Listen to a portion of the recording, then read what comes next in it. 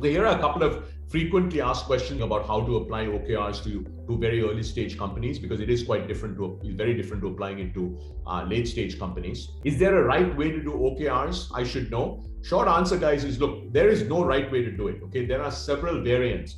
I think the most important thing is, come up with a methodology that works for you and your team. Keeping your objectives to be long lasting and not numerical is one way that I like to do it. But, we have a bunch of search startups that have done it, where the objective is also very measurable, right? And, they're doing very well because they find that works for it. They don't want to set these aspirational, not time bound objectives. They want to be much more specific even with their objective and make it time bound. If it works for them, that's great, right? As you stick with it and refine it, you'll get a better sense of what really works for you. Can OKRs be implemented at my org in one go? Look, this takes time. Okay, this is not something where you're going to work on this for 2 weeks and 3 weeks. You're going to roll it out to your whole team, or whether it's 10 people or 82 people. You're going to have to stick with it. It's going to take you several quarters to get this embedded. But what I can tell you is, if you stick with it and you embed it and you just really drive it with rigor, it'll make it so much easier for you to execute in your business. If you have a leadership team, you should get them involved.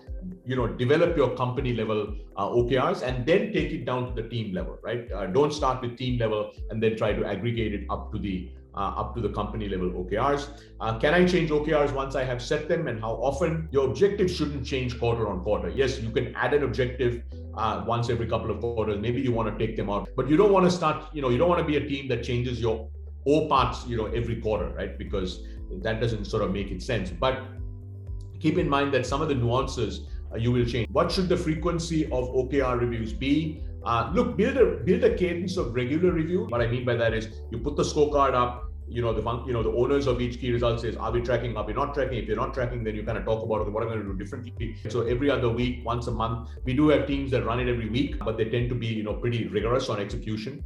How do I prioritize OKRs in the light of other priorities? Keep in mind, the whole point of OKRs is prioritization. This is the most objectives and the most important key results, right? So you can't have a different set of priorities for the company that are different to your OKRs. That means your OKRs don't really mean anything. Who should set the OKRs? Founders with the core leadership team. Should OKRs be quarterly, biannual, and annual? We would say at seed stage companies, it's not something you should do, right? Because keep in mind, it's a new process. You're trying to get this embedded in your business. But I would say, look, if it's working for you 2 years, 3 years, 4 years from now, you can actually get to that. But it's important to get it right. It's very hard to get it right. The reason we say don't do it yet is because it's hard to get this right. You don't want to tie people's incentives and how they get paid to a process that is still a work in process, right? So OKRs will just take time.